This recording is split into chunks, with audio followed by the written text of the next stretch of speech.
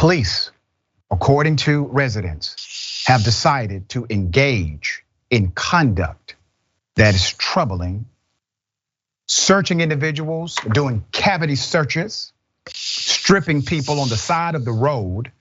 Let me first take you to this video in Aurora.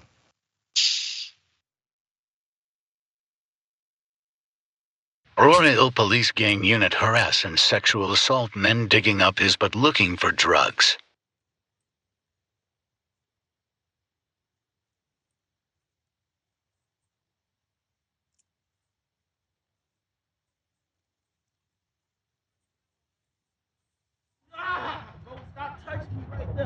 One black officer and all of them white. Y'all with black people. You a sellout, black dude. Hey, make sure y'all get his number, bro. One black dude and all white officer. You a sellout. There's significant background that must be shared here. Let me put up the picture of the witness who contacted Indisputable and provided the footage. Ronneil Cooper, all right? Indisputable received exclusive video footage from Aurora, Illinois resident, Mr. Cooper, showing the Aurora police illegally performing a body cavity search on an African-American man.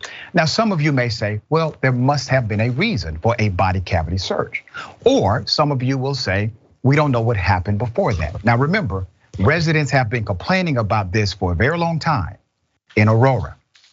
It is not legal, and I'm going to show you how. That action you just saw was against statute of the state. Cooper says he started filming Aurora police after they performed a body cavity search on him in 2020. They did the same to him a few years ago. Researching online, he says the practice has historical precedent. They used to call it buck breaking, when slaveholders or white men publicly humiliate black men by sexually assaulting them in public. I've never seen any white people with officers' hands up there. This only happens to the black community and the Mexican community. Direct quote from Mr. Cooper. In this complaint shared with Indisputable, let's put that up. In this complaint, Cooper says he witnessed the officers violate the suspect's right. He made an official complaint. Cooper's complaint read in part, when I observed Officer Hennings move his hands up his anal cavity and personal private parts, I heard the young man exclaim, "Why are you touching me right there?"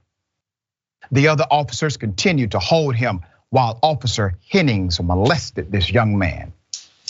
Now, I'm going to take you to the law. This happened in Illinois. What does the law say? Let's bring it up. Section 103-1 writes on arrest.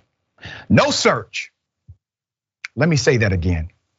No search of any body cavity other than the mouth shall be conducted without duly executed search warrant.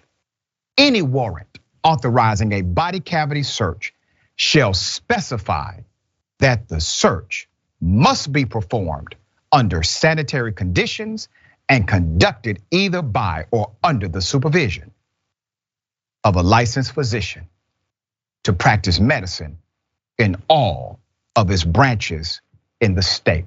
I got that from the Illinois General Assembly, who made the law. The officers did not follow these guidelines, clearly.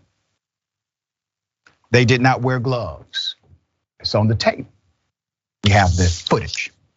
Here's the police chief, his name is Keith Cross. What does Chief Cross have to say?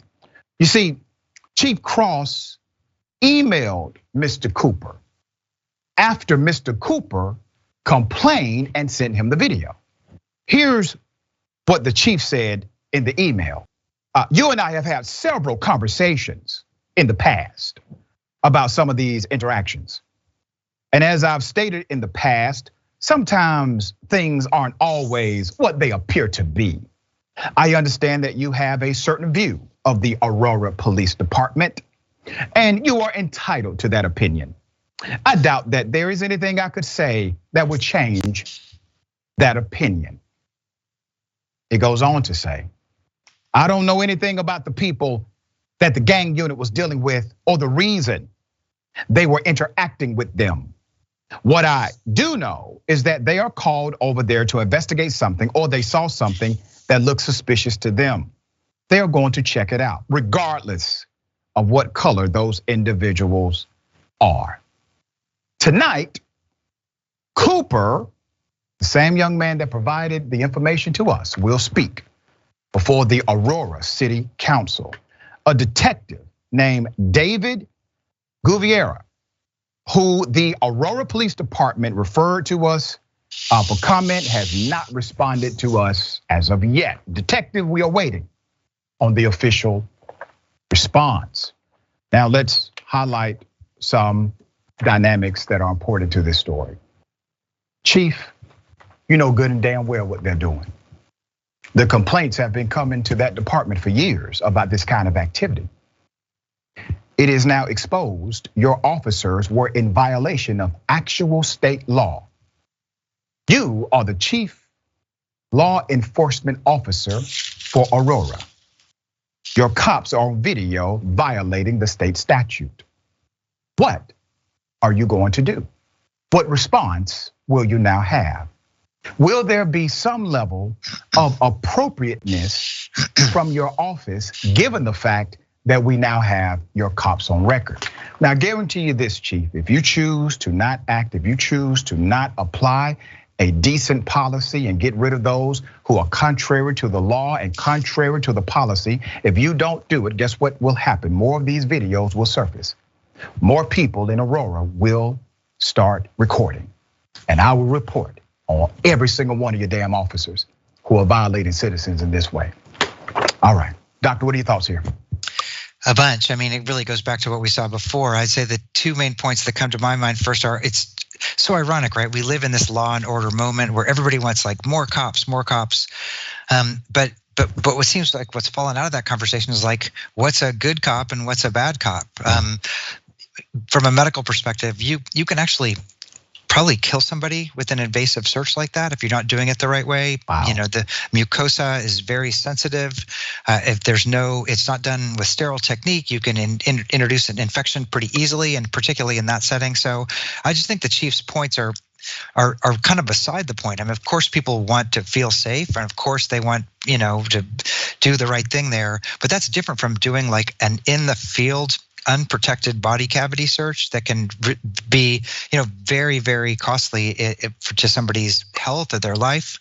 And so again, I just think that there are two different parts of this, and the chief seems like he only paid attention to one part. And then the other part is the man who was saying, you're a black cop, why are you doing this? And we can talk about it on a later show, but when I was doing my book, The Protest Psychosis, about the overdiagnosis of schizophrenia in black men, I started off thinking it was just white racist doctors that were doing the overdiagnosis. And what I found in my research is that black doctors were just as likely to overdose schizophrenia, because it was being a doctor. Actually, that was the risk factor, being part of the institution, being part of the authority figure, and using the tools of the system, psych drugs, diagnoses. That was the risk factor. The race of the person didn't really matter. And so really, I think that's important to keep in mind, that just because somebody's a certain identity, it doesn't mean they're going to act in a particular way. It's really their relationship to authority. Fascinating stuff, Doc. Thank you for that insight.